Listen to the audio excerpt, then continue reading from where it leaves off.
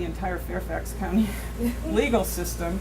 It went up to the Supreme Court of Virginia, and they upheld it. So now, this is a precedent case, and PTSD can either be a single stressor, which would be an accident, or a disease.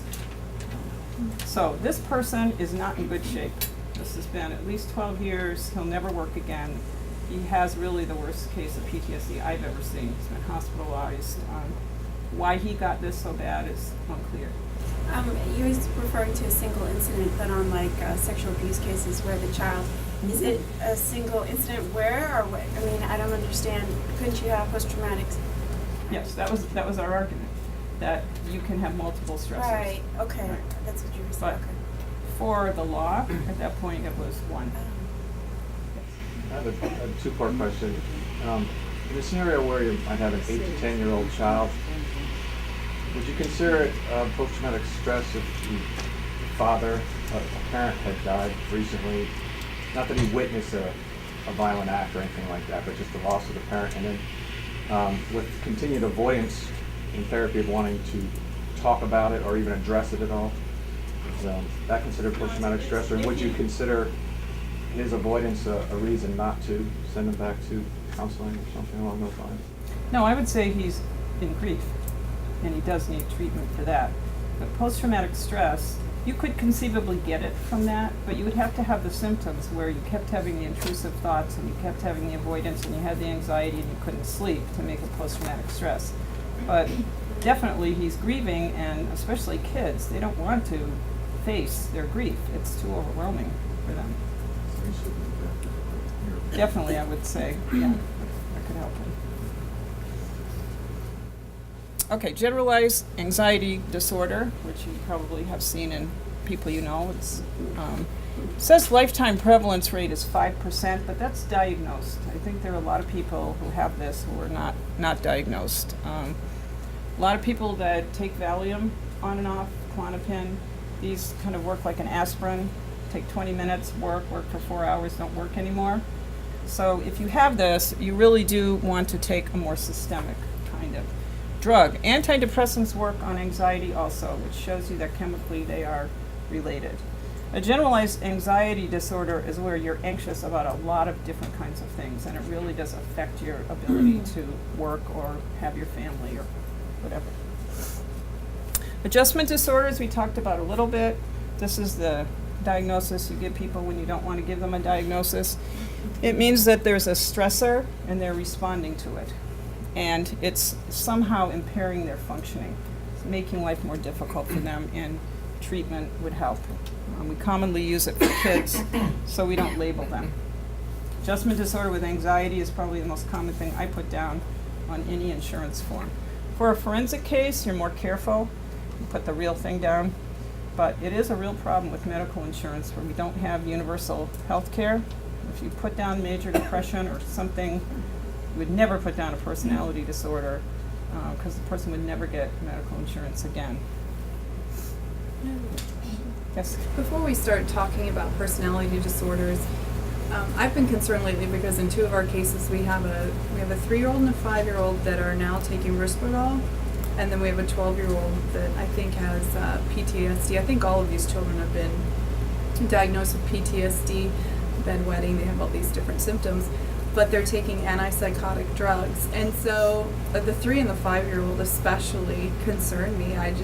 For the CASA, what advice should I share with this volunteer about advocating, or how serious is that? It very much concerns me, but am I right in my concern about a child taking an antipsychotic at age 3 or 4 or 5? Yes, I think you should be concerned. I can't imagine what that child's doing that would make someone want to give her an antipsychotic, but I would get a second opinion. It's a brother and a Right. sister that are now on Risperdal. I'd send them to a really skilled psychiatrist to evaluate them and get them off these drugs. That's really, I actually have not heard of that. That's amazing. Quick question when you're talking about the bedwetting. Is that sometimes a symptom of PTSD? It can be, but it's a symptom of a lot of things. And one of the mistakes people make is, especially with sexual abuse, she's bedwetting, her grades went down, therefore she's sexually abused. It's a generic symptom that kids tend to get. I mean, some kids have it as a problem anyway, where they just don't get their nighttime training for, especially boys. But it's one of the first things that goes in kids. You know, so it can be a symptom of a lot of different things. In my case, it seems to kind of ebbs and flows, Right. you know, he'll do it for a while, then he won't, he will, then he won't. How old? 12. Yeah, sometimes that's an issue of maturation of the muscles, and a urologist, they have some fairly good treatments for that for kids. Okay, personality disorders. I'm sure you all are well acquainted with these because I think every single report I looked at had this on it, a parent. This is an enduring pattern of experience and behavior that deviates from societal expectations in two aspects of these: thinking, emotions, interpersonal functioning, or impulse control. Personality disorders are stable, long-term, and very, very resistant to treatment or change, as you probably have found out. These people cannot get out of their own skin. They can't see anything from anyone else's point of view. Everything's always an external cause or somebody else did it. They just cannot look at themselves. I can give you a quick example of this. I actually I helped on a forensic case a few years ago with a woman from DC who had a PhD, very, very smart woman. She had lost custody of her son, who was about 12, because she kept bad-mouthing the father. So the judge told her to go and come back in 6 months, and if she could not badmouth the father, she could have her custody back. Interesting judge. But so she actually hired me for three days to tutor her in this before the court hearing. So she brought all of these things, all these papers about the father, who was just kind of a Joe Schmo. He was, not great, but so I started working with her, and I'd say, okay, what are you going to say? She was representing herself. What are you going to say? What are you going to ask? She'd go, well, he really is not doing well educationally with my son. He is this. And I said, no, you can't do that, remember? Oh, yeah, okay, right. Well, he's really mean to him, and on and on and on. 3 straight days of this. So finally, night before the court hearing, I said, you're not going to get custody of your son back. You're not going to get it because you cannot stand up there and talk without bad-mouthing your husband, ex-husband. So she said, oh, I'll do it. I'll do it. I'll write it out. It'll be great. So we go into court. She gets up there. My husband is really doing a bad job with him. I just need you to know this one thing. So she comes out for the break. I said, you're not doing well. You're not going to get it. He's like, I know, but the judge really needs to know this one thing. She goes back, same thing, doesn't get her custody. Gets all upset at the judge. He's unfair. He's mean. I don't understand why this guy is so terrible. And that's a personality disorder, right? Completely inflexible. She could not get outside of this and look at this from the point of view of the judge or her child. So that's the generic definition of a personality disorder. They are, as we said before, coded on axis 2 for a reason. Okay, we cluster these into 3 clusters. The first one is the odd or eccentric behaviors. Schizoid people are people who are very withdrawn and don't want to have any relationships. They can be kind of odd at times, but I think they may have some inborn kind of shyness, but they're usually pretty neglected people as children also. Paranoid we know, and schizotypal is not quite a schizophrenic. Some of those characteristics.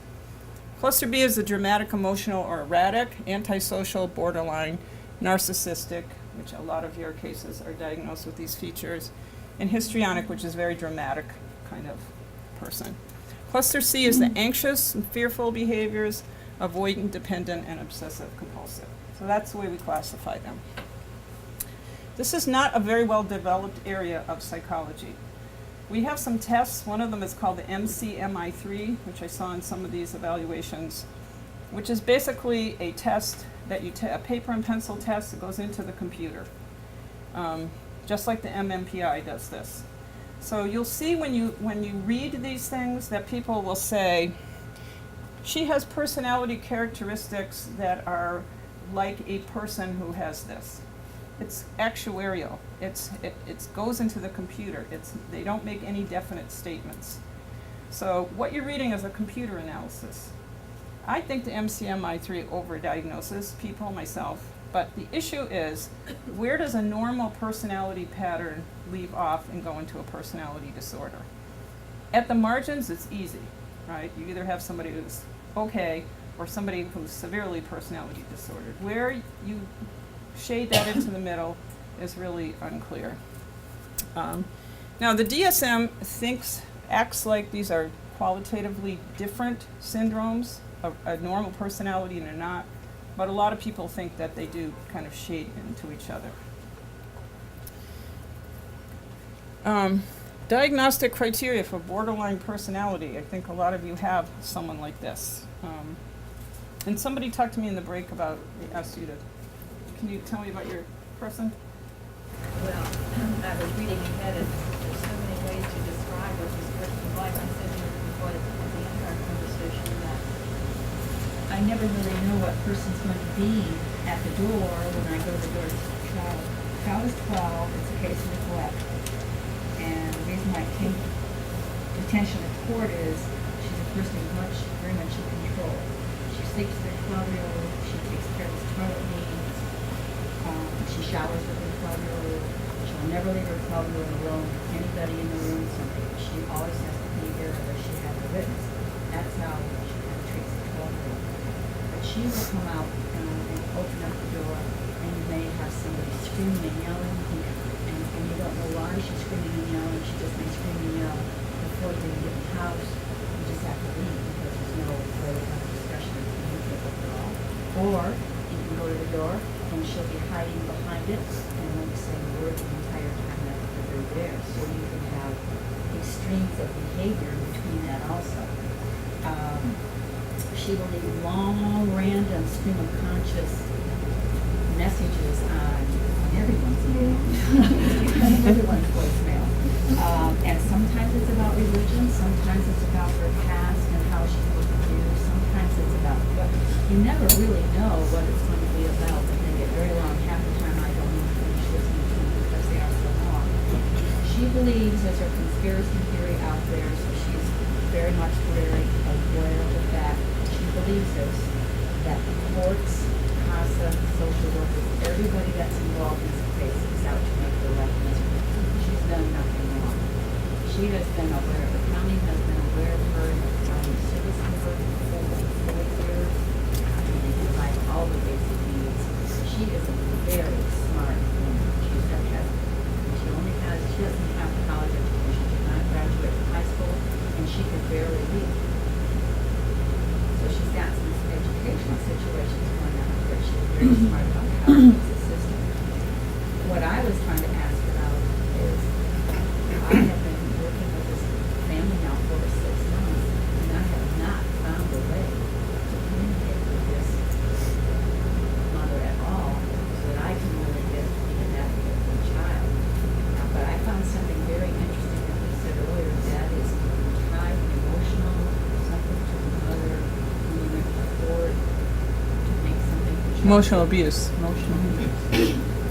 I don't know how we would define emotional abuse in this case, but she's so protective of the child that nobody really can advocate for. She also disrupts the interference in the school situation.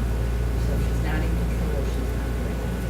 And I was just saying, how can I work with this mother to try to be able to advocate for the child? And to me, she sounds like a classic borderline personality. And borderlines are extremely interesting people, as you probably have found out. This woman is very interesting. They tend to be intelligent. The name borderline comes from our old use of this term, where we thought it went from neurosis, which was the kind of normal, to psychosis, on the border. Right? We don't really have that same issue now. Abandonment issues, huge issues. For, did you see Fatal Attraction? Okay, stalkers usually have this. The worst thing in the world is abandonment for them, and your lady cannot let her child grow up. So there's your kind of basic borderline issue. Now, after that, they are all over the map. They tend to be kind of stably unstable. You know, they're always unstable. They have all kinds of Axis 1 disorders. This is what all the medication is for: depression, anxiety, PTSD, this, that, and the other. The reports that I read had about 5 diagnoses on them, most of which can be subsumed under borderline personality. Suicidal threats, gestures, all kinds of difficult behavior like these telephone calls, a lot of anger and variability like what you see. So she seems to me like probably a pretty classic borderline, and they're very, very difficult to handle. I gave you a little article on the kind of treatment I'm going to tell you about, which might help you. This is also a very controversial diagnosis. There are a number of people who think that people who have been sexually abused as children, women particularly, there's a type of borderline personality that really is due to the sexual abuse, and we should call it complex PTSD instead of borderline personality. However, it is a personality disorder, which means, as you said, that she can't get out of her own skin. It's always an exterior cause. The prevalence data is really interesting. 2% of the general population, 10% of outpatient, 20% of psychiatric inpatients, and 30 to 60 among clinical populations. So that's why you're seeing so many of them, because they come to our attention, because they are so difficult. I just had a little thing down here. We call them BITs, borderline in training, the adolescents that you can just see are heading for this. This is one of your recent cases, a 30-year-old woman with a 3-year-old in foster care. She was going to kill herself and take her child with her. That's a common kind of, I'm going to make a suicide threat. All kinds of abuse from childhood, a bunch of psychiatric admissions. She had a gun to her head, substance abuse, physical disorders. You practically have the whole Axis 1 diagnostic criteria in there, right? Average intelligence, chaotic lifestyle. This is the one with the periods of elevated moods, so she got the bipolar. I don't think she sounds bipolar to me from reading the report. I don't know the woman. And lately the child reported oral sex between him and his mother. So that's a typical severe borderline. Anything you can think of is bound to be in there. This is another recent case. I guess this is the same woman. Bipolar 2 disorder, depressed. To me, that is subsumed under borderline. Cannabis abuse, PTSD with dissociated features, borderline personality disorder. You can see all of the physical problems, and the GAF is 47, which is very low. Right? Now, the treatment issues on borderlines are very interesting. When I started my training in the 70s, I was at Tufts New England Medical Center in Boston, and a huge fight over borderlines took place between our inpatient and outpatient service there. The inpatient people said, and you can hear half of the borderline issue, we are going to remother these people. They've had a terrible life. We are going to be nice to them. So when they call us up, we're not going to hang up on them. We're going to talk to them and make them feel better. We're going to put them in the hospital, in the inpatient unit, and we're going to be really good to them. The problem is, the better they were to them, the worse the people got.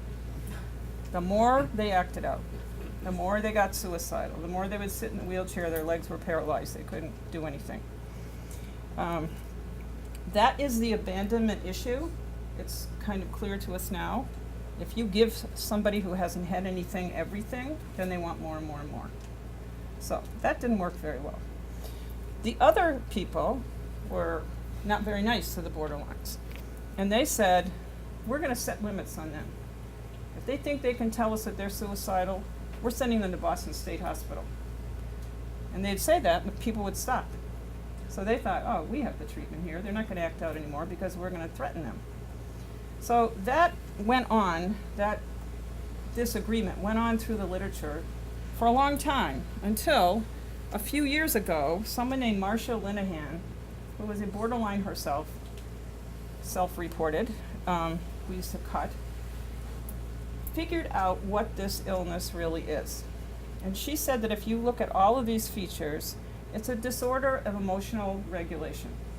This woman cannot regulate her emotions. So when she feels angry, she picks up the phone and calls you, right? If she feels in a good mood, she'll be okay to you. So she said, this is the major problem, and what are we going to do to deal with this? And so she basically invented something called dialectical behavior therapy, DBT. And I gave you an article which she wrote that is a really beautiful 3-page article on what this is.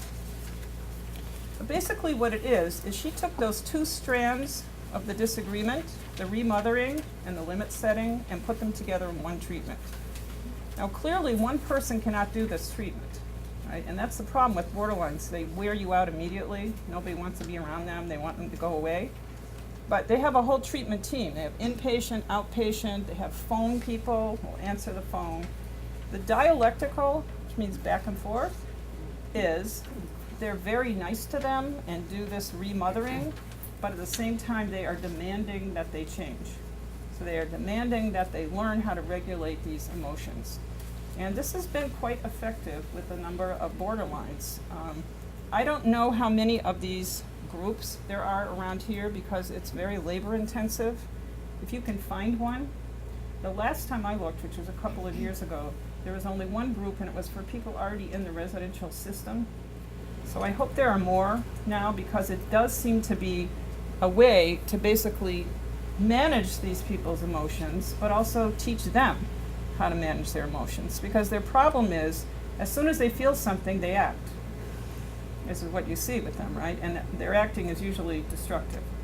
So if instead of, I feel really terrible, I'm really abandoned, I'm going to cut myself, they say, okay, I need to figure out what am I going to do with this emotion. Do I need to call my therapist? Do I need to go to the hospital? Do I need to calm myself down? Whatever it is, this model is trying to teach these people how to regulate this. And to me, I think it's the best model that's come around, but there's not a lot of it out there. You mentioned cutting Mhm. here, and you hadn't really mentioned that before. Our kids who do that, Cut. would that Well, sometimes we call them borderlines in training, but again, cutting is a fad. People didn't used to cut, right? They used to throw up. First they didn't eat, they had anorexia. Then they threw up, that's kind of gone for most kids, and now it's cutting. And I actually had a child bring in a little cutting case to me once. It was a little box with all these different tools to cut. And I don't know if anybody saw last night on TV about the woman who was a McCain volunteer. And she said that they had a picture of her with a backwards B, whether it's carved or not, it's hard to tell, and a big black eye. And she said that a big black Obama supporter had attacked her and told her that she better vote for Obama. Well, it's completely untrue, and she's a borderline personality, right? That's the kind of thing they do. Now, whether she really cut this into herself, I couldn't tell. They were taking her off in handcuffs. But that's the kind of thing a borderline personality will do, right? I need to make a statement, and I feel really terrible about people that are going to vote for Obama, so I'm going to pretend I'm a victim and that type of thing. So I gave you this dialectical behavior therapy in a nutshell, and if you can find any of these practitioners, now as I said before, part of the problem is they really, really wear you out. So after about age 26, most people don't want to see them. They're very, very interesting at the beginning of your career. And after that, you just want to go crazy. Because they're calling you up in the middle of the night. I remember one time a few years ago, there was a CASA case which CPS gave up on. I don't think I've ever seen them give up. We can't give any more resources. We've had enough. Mother kept having kids, real borderline personality. Get the kids taken away, get the kids back. It was just awful. So one time I was sitting in a restaurant with my husband, eating my dinner, and she calls up. I just want to let you know I'm going to kill myself. I'm like, so I just said, okay, I hope you don't do it, but if you do, and that was it. She didn't. So you just get you just want to be mean. It's the problem because they're so hard to deal with. And if you are really nice to them, they tend to get worse because they want more from you. So they'll be more demanding. Quick question for you. What's the treatment like in the jails? Is somebody like that woman, she's hauled off to jail? Is there a therapist or someone to meet with her? Or they Probably just let not. her bounce off the walls? I'll probably give her an antidepressant or something, depending. Nobody really knows how to deal with these people, and one person can't do it. It's the problem. You need a system. when would they switch them from the jail to say like a state institution? What would? Well, we don't do that so much anymore because it's illegal. I mean, in order to keep someone in a state institution, they have to be in imminent danger to themselves or others. And one of the things you see when you're trying to commit a borderline is they're telling you that they're going to kill themselves and they're on the edge of the window and they're going to jump out. And so you try to commit them, and the next day they see the judge and they're like, I don't know what she's talking about. She really overreacted. I didn't say that. You can't commit them. So then, I mean, on this case, you know, what do you do with the child? What should the CASA's recommendations be? Do we ask for removal? Is that appropriate, or, I mean? Well, this does not sound like a person who's going to be able to mother this child. It's very, very difficult to grow up with a borderline mother. There's a number of books out that people have written. There's one called Walking on Eggshells, and this is sort of an interest that people have now in how do you deal with somebody like this who's in your life. I don't know, I'd have to see more of the case, but my inclination would be keep the child because it's really going to be hard for this child to have this mother. Yes? How do you, when there's substance abuse and a mental health diagnosis, is it a chicken or the egg kind of thing? I mean, can you really treat one and have that effectively affect the other, or? Well, the current thinking of the substance abuse practitioners, many of whom are ex-substance abusers themselves, is treat the substance abuse first, because you can't do anything about the mental health without it. And we do have dual diagnosis residential places where they do both, but not many of them. So that's their thinking, that you have to get the person off the drug or off the alcohol, and then you can deal with the depression or whatever you have. Whether that's really the best, it's not clear. But it's the impulse control that, It's emotional dysregulation. You have an emotion, you do something. It's the original definition of acting out, which has now become just being a pain. But acting out means you have an emotion, you can't deal with it, so you do something, and it takes the emotion away. I'm going on that train of thought then. Could that also be why so many children are being diagnosed with attention deficit disorder then? It could be something where they're overstimulated and if they don't know how to react or they just don't have the impulse control. It could be. They certainly, the hyperactive type certainly has impulsivity. Right. It's, so you're figuring out what's wrong with the classification system. It's the best we have, but it does definitely have problems. Okay, I know someone wanted me to address, is it your case? Someone wanted me to address sexual reactive disorder. Marianne wanted to know about Where is she? Oh, okay. Go ahead, what did you have? Well, I just would like to know more about it. I've heard the terms that when I've as a supervisor, I've heard it regarding the 4 cases that we had. My initial reaction was that the children involved must have been sexually abused, and yet there's no indication that they have been. And what we have here is some really serious sexual acting out to the effect that one 9-year-old was actually considered a sexual predator. And in the case, and what I've since learned about it or read about it was that frequently this can be caused by exposure to pornography. In other words, they don't necessarily have to be sexual abuse. And I just wanted to know more about it. Okay, it's not an official diagnosis. I would see it more as a symptom. Sexually acting out behavior, it's reactive, so it's in reaction to something. I think it takes a pretty skilled person to figure out the difference between sexual abuse and this kind of exposure. But kids who are exposed to pornography, the issue is that you've turned on the faucet of sexuality before you want to. You know, you don't want it on until the kid's, 10, 12, whatever, hopefully. But either abuse or these kinds of exposures will turn this on. And once you turn it on, it's almost impossible to turn it off. So how you deal with that, my view has always been you just watch and contain the child and try to do the treatment, but you need to watch them. It is a difficult problem, and in kids who are abused a lot, especially in a way that feels pleasurable, this is what you get.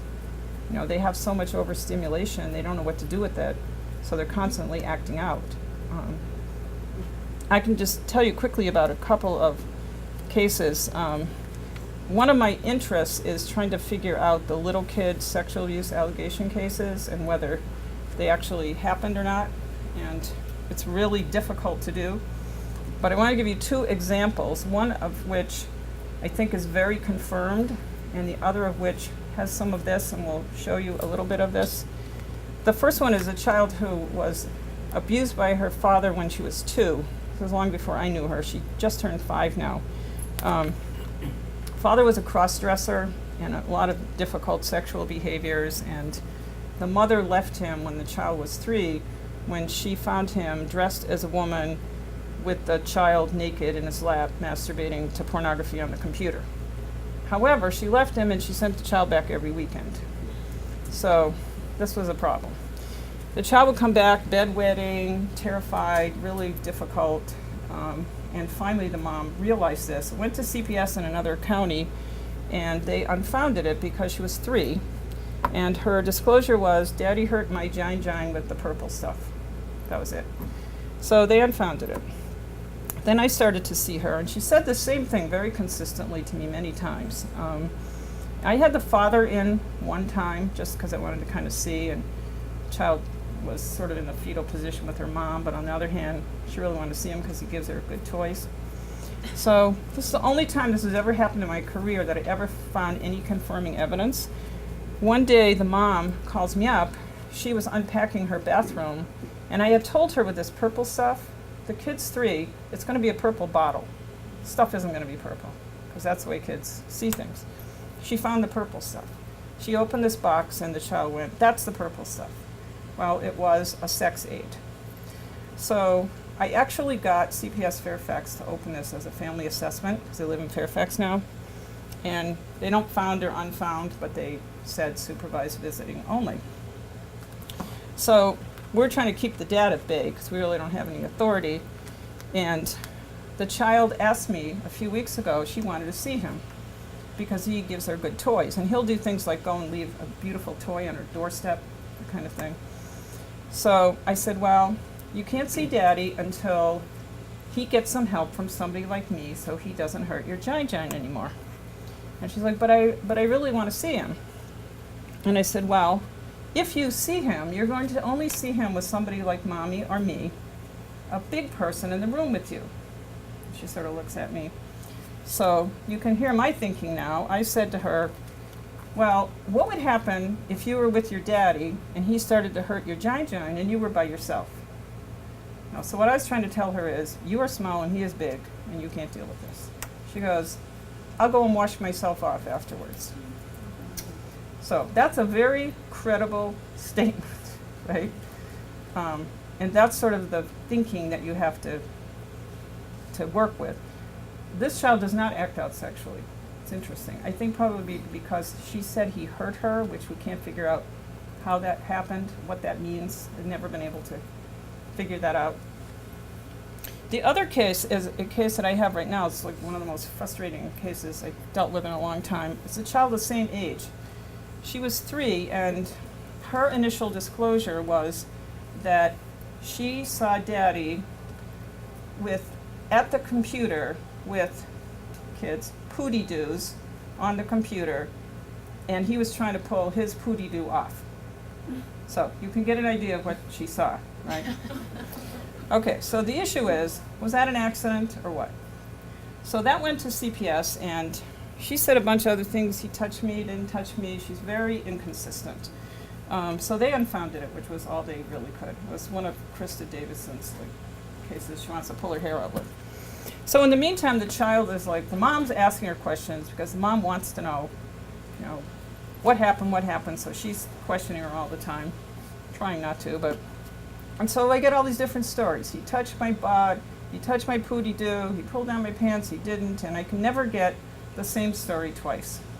So the issue is that this happens so many times, and this child is somewhat sexualized, that this happens so many times that they're all blurred together, or did just this one thing happen and everybody's been questioning her? It's really impossible. But I want to tell you what she said to me the other day. We have to go to circuit court basically, because we have to get the divorce and we have to get the supervised visiting, which we have right now. So I thought, okay, I'm going to see if I can get the original story out of her again, because I've been so concerned about her not being able to tell me a story from A to Z. I actually had her tested to see if she had a sequencing problem, and she doesn't. She's average. So I said, can you tell me again about the pooty-doos on the computer? She sort of looks at me. I said, well, did they have arms? Because I'm thinking, like, what, you know, this kids tell you what's salient to them, but I kind of doubt if there were a bunch of pooty-doos on the computer. So she said yes. So I said, well, do they have legs? She said yes. I said, well, were they people? Yes. Well, were they big people or little people? And then she goes, little people, boys and girls. I'm like, ugh, you know, because who knows? I think she's just telling me what comes to her mind. And I said, well, what was Daddy doing? Because I was going to see if I could get the other piece of the story. She goes, it's only been 6 months. She said, nothing. So I said, well, was he doing anything? And she said, he was looking at the computer. So I said, well, was he doing anything else? She looks at me and she goes, he was typing something in the computer, pootydoo.com. So there's my problem, right? That is about as non-credible as you can get. And this we have to go to court with, right? So here's an example of a child that has a lot of problems. She's been doing sexually acting out. The issue is this something age appropriate for her or not? It's unclear. But that's what we have to go to court with. It's going to be a really difficult case to figure out what to do with. Is for you. I know this is really simplistic because I know you guys have a really difficult job. Try to read the reports. I've given you the book, so it'll be in the office. You know, what you have here is keyed to the pages of the book, but all you have to do is look up the disorder and you will find not only the criteria, but a lot of information about it. So that will educate you on this. And I think, based on what a couple of people have said, look at your own treatment options. Think about, you know, does this need a second opinion? Do you think this person is good? The person who's seeing the child, do you think they're well trained? Do you think this diagnosis or this treatment makes sense? Someone talked about their child in daycare, very traumatized child, the one with the thumbs. Daycare is forcing the child to do things. Is that a good plan? Doesn't sound like it, right? So that's one of your jobs, is to critique the professionals from your point of view. And then don't take the behavior personally. Don't take the idealization personally that you're the best person who ever came in their life, and don't take their anger at you personally if you can. So, any other questions? No? Okay, we'll be glad to talk to anyone after. Thank you so much. You're welcome.